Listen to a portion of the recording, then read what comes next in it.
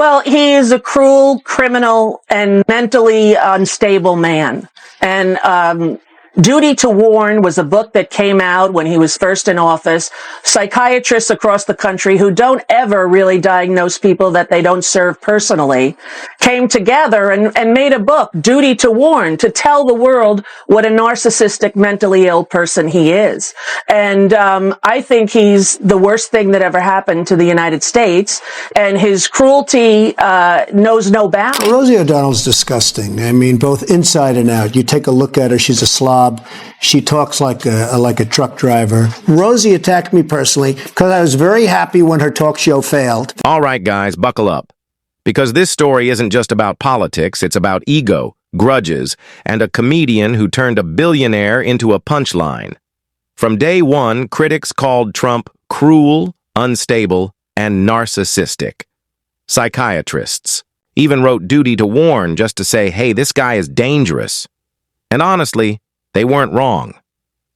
Trump strutted around like the king of New York, but then came Rosie O'Donnell, swinging harder than anyone expected. This wasn't just a feud, it was a cultural earthquake, and Trump never saw it coming. Springsteen, who spoke out very eloquently about him as well. And this is what they do. They try to silence people, and they put the fear of God in everyone, that they're going to lose their jobs. Is that like you've left America? Yes. Because of what's been going on. Because of him. I read Project 2025. That was pretty much the foundation of what he wanted to do. And I said, I have to get out of here.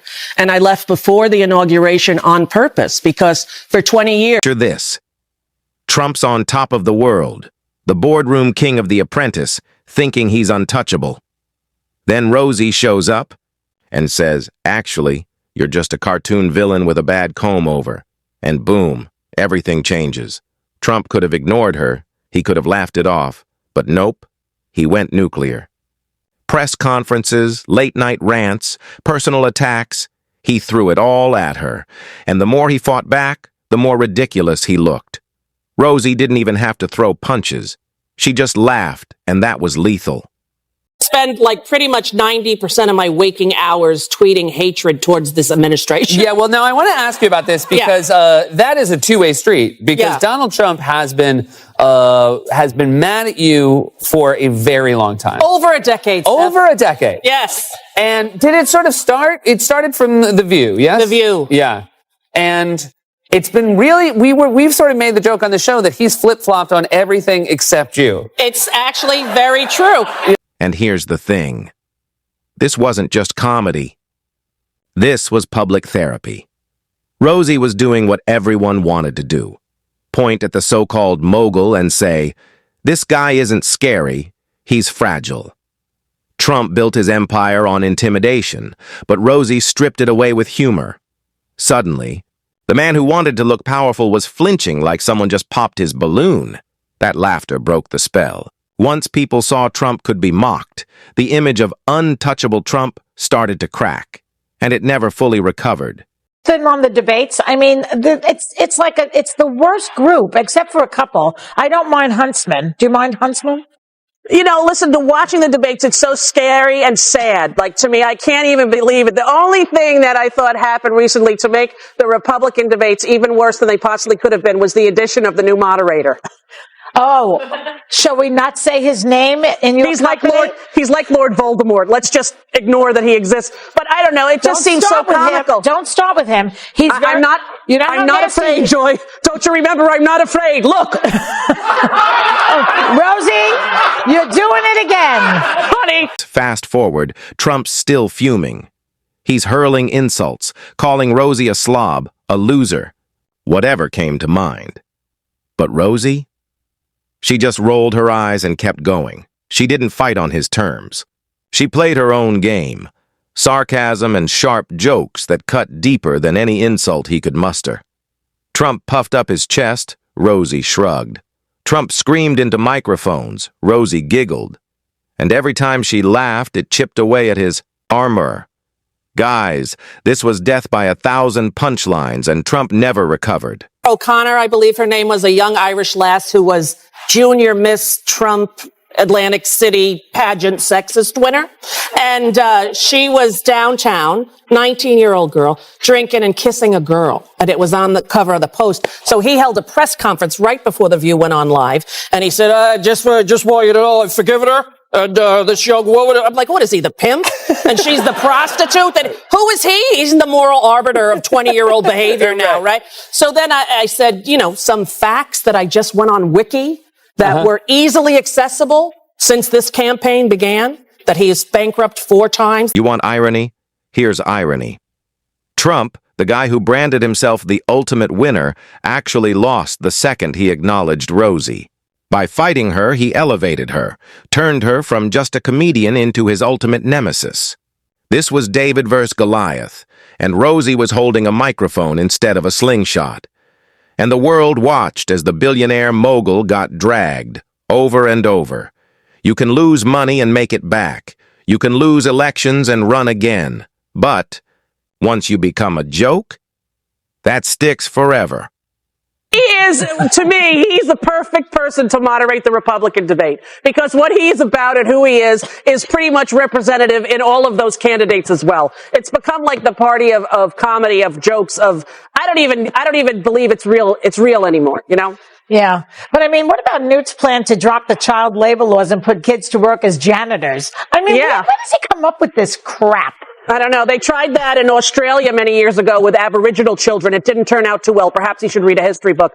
I don't know. Even when Trump entered politics years later, Rosie's shadow was still there.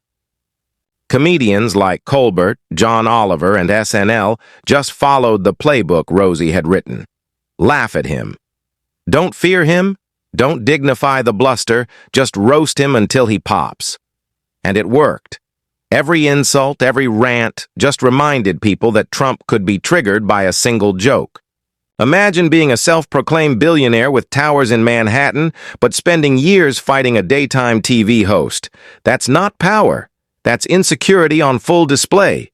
When he is upset and humiliated and embarrassed, he has no control and he goes apeshit. Can I say that? And, he is the kind of person that is a grifter, and he is an evangelical preacher to people who believe that Celebrity Apprentice was true.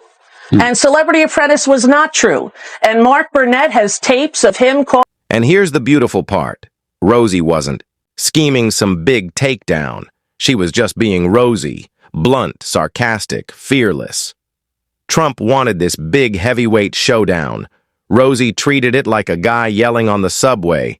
Ignore the rage, laugh at the absurdity. And that's what killed him. Because when you're trying to project strength and someone just laughs, your whole brand collapses. It was like seeing the Wizard of Oz behind the curtain, all smoke and mirrors gone.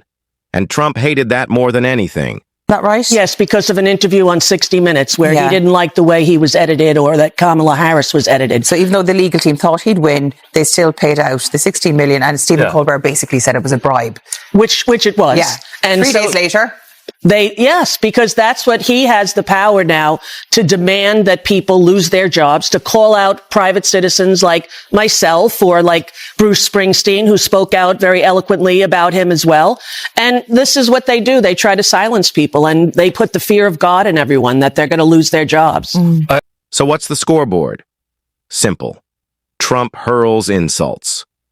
Rosie laughs. Trump tries to bury her, and instead he immortalizes her. Nearly 20 years later, people still bring up Rosie when they talk about Trump, because she was the first one to prove he could be mocked. She turned him into a meme before memes even existed. And honestly, that's legacy-level destruction. Rosie didn't just win a feud. She rewrote the rules.